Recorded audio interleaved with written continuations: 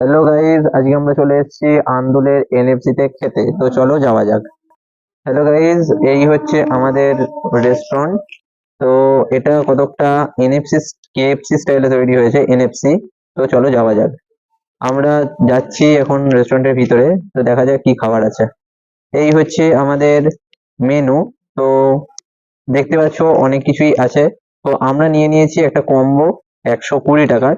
কারণ দেখতেই পাচ্ছ একটা পকোড়া, একটা বার্গার আর একটা 30 টাকার কোল্ড ড্রিঙ্কস এর বোতল। চলো গাইজ, টেস্ট করা যাক খাবারটা আদৌ এটা ভালো কিনা। তো গাইজ, খেতে গিয়ে তো চিকেনটা একটু সফট হলে ভালো হতো।